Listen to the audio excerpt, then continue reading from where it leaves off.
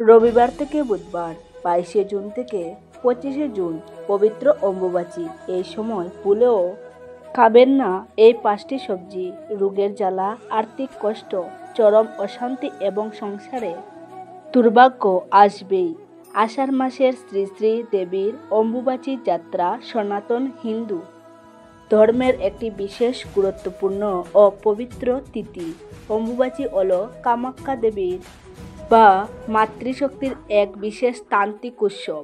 এটি মূলত কামরূপ বা অসমের গুয়াহাটির কামাখ্যা মন্দির কেন্দ্রিক একটি উৎসব। তবে ভারতের বিভিন্ন তন্ত্রপূজার কেন্দ্রেও এটি শ্রদ্ধার সঙ্গে উদযাপিত হয়।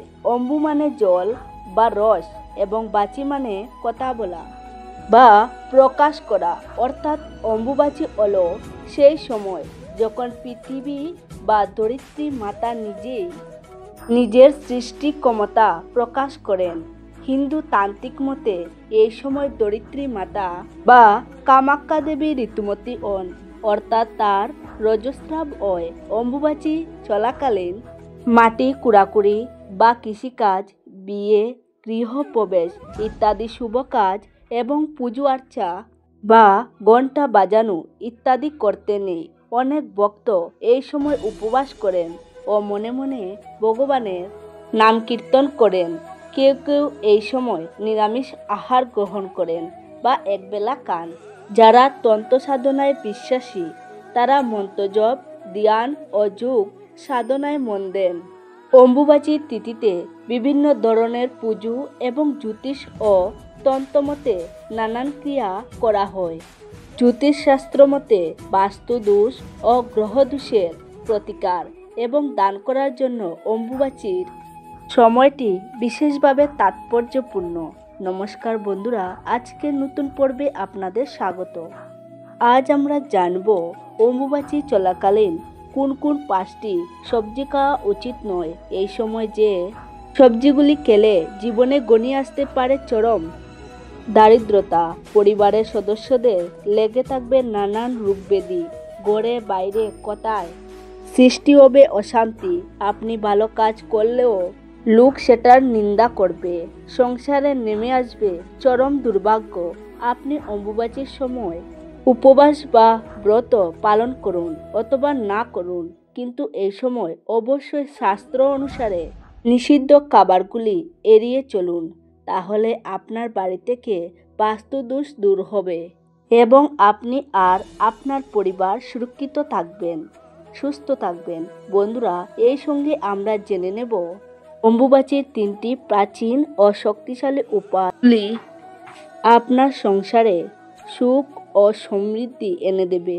গুপ্ত প্রেস পঞ্জিকা অনুসারে 22 জুন রবিবার দুপুর 2:57 অম্বুবাচী আরম্ভ হচ্ছে এবং 25 জুন বুধবার ভোর 3:20 অম্বুবাচী সমাপ্তি। অম্বুবাচী পার্বণের পেছনে রয়েছে গভীর পৌরাণিক ইতিহাস, যা সনাতন হিন্দু ধর্মের তান্ত্রিক শাখার সঙ্গে ঘনিষ্ঠভাবে যুক্ত। বিশেষ করে এটি মা কামাখ্যা দেবীর রূপের সঙ্গে সম্পর্কিত। এই কাহিনীর মূল সূচনা হয় মহাদেব শিব ও মা সতীর ইতিহাস থেকে। সতী ছিলেন রাজা দক্ষের কন্যা এবং শিবের পত্নী। রাজা দক্ষ একবার একটি বিরাট যজ্ঞ আয়োজন করেন, কিন্তু শিবকে অপমান করার জন্য তাকে যজ্ঞে আমন্ত্রণ জানাননি। দেবী সতী স্বামীর অপমান সহ্য করতে না পেরে সেই যজ্ঞকুণ্ডে আত্মাহুতি দেন। এরপর মহাদেব শিব প্রচণ্ড ক্রোধে সতীর মৃতদেহ কাঁধে করে সমগ্র বিশ্বে তাণ্ডব করতে থাকেন। ভগবান বিষ্ণু সেই সময় বিশ্বকে ধ্বংসের হাত থেকে রক্ষা করতে সুদর্শন চক্র দিয়ে সতীর দেহ টুকরো টুকরো করে ফেলেন। মা সতীর 51টি অঙ্গ ভারতের 51টি স্থানে পতিত হয়, যেখানে আজ শক্তিপীঠ রয়েছে। অসমের কামাখ্যা মন্দির হল সতীর যোনিদেশ পতনের স্থান, অর্থাৎ মাতৃশক্তির মূল কেন্দ্র। যেহেতু এখানে সতীর যোনিদেশ পতিত হয়, তাই এই স্থান নারীত্ব, উর্বরতা ও সৃষ্টির প্রতীক। এখানে কোনো মূর্তি নেই। গুহার মধ্যে পূজিত হয় একটি পাথরের যোনি আকারের অংশ, যেখান দিয়ে সারা বছর জলের দ্বারা পড়ে। পৌরাণিক বিশ্বাস অনুযায়ী মা কামাখ্যা বছরে একবার ঋতুমতী হন এবং সেই সময় 3 দিন মন্দির বন্ধ থাকে। এই 3 দিন কামাখ্যা মন্দিরে কোনো পূজা হয় না, মন্দিরের দরজা বন্ধ থাকে। চতুর্থ দিনে মন্দির খুলে, তখন দেবীর স্থান ও দর্শন হয়। এই দিনটি অম্বুবাচী উৎসব।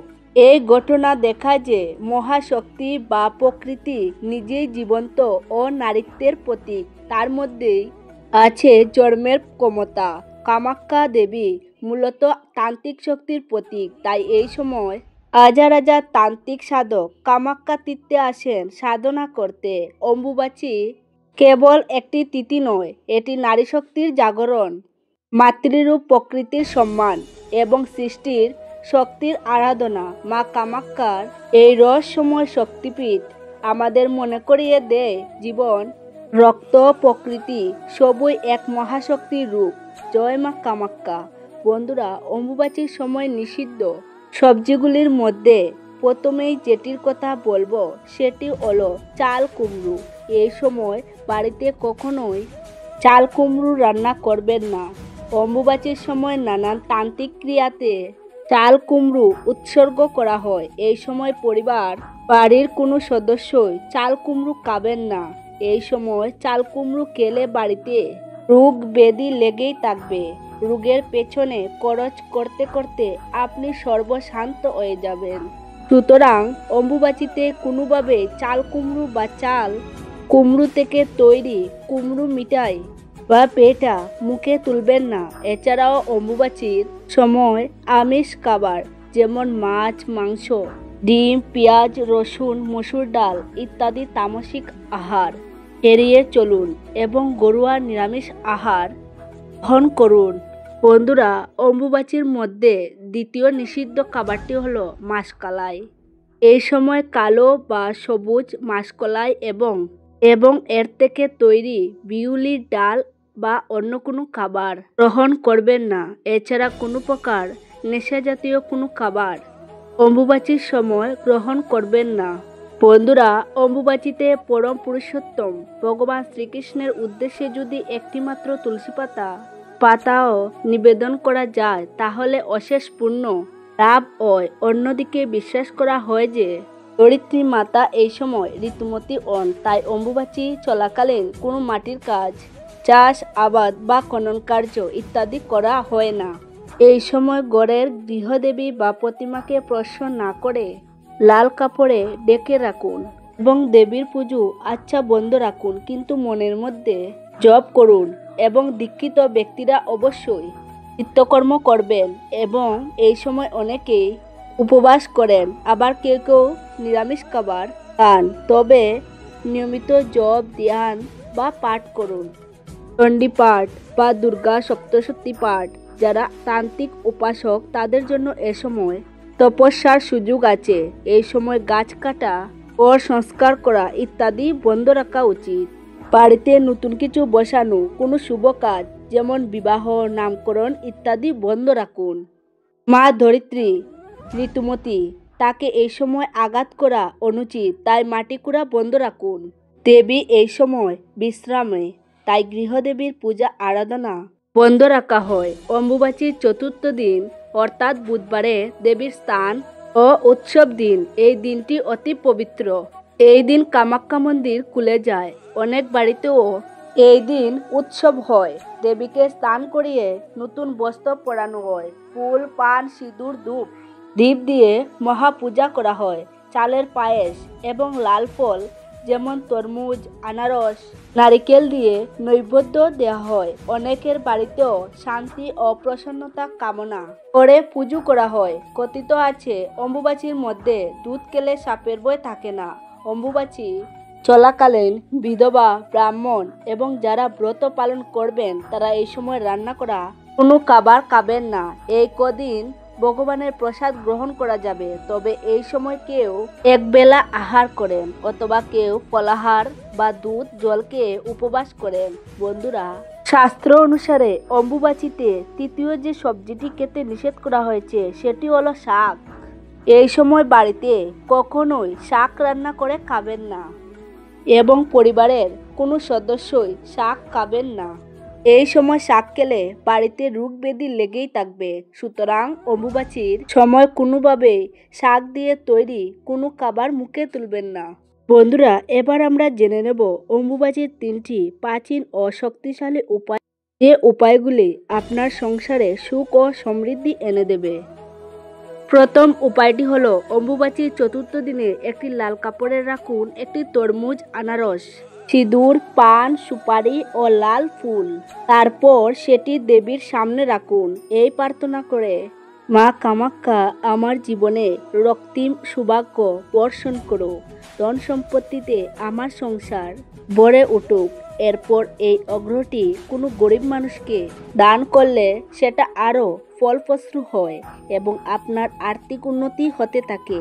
দ্বিতীয় উপায়টি হলো অম্বুবাচীর শেষ দিনে কোনো গরিব মানুষকে এক মুঠো চাল, কিছুটা গুড় ও দই দান করুন। এই দান স্থায়ী সম্পত্তির লাভ ও ঋণ মুক্তির দিকে নিয়ে যায় বলে বিশ্বাস করা হয়। তৃতীয় উপায়টি হলো অম্বুবাচীর শেষ দিনে একটি ছোট লাল কাপড়ে রাখুন একটি গোটা এলাচ, একটি রূপোর কয়েন এবং 7টি দান। এটি মুড়ে নিজের মানিব্যাগে রেখে দিন। বিশ্বাস করা হয় এটি অর্থকে আকর্ষণ করে।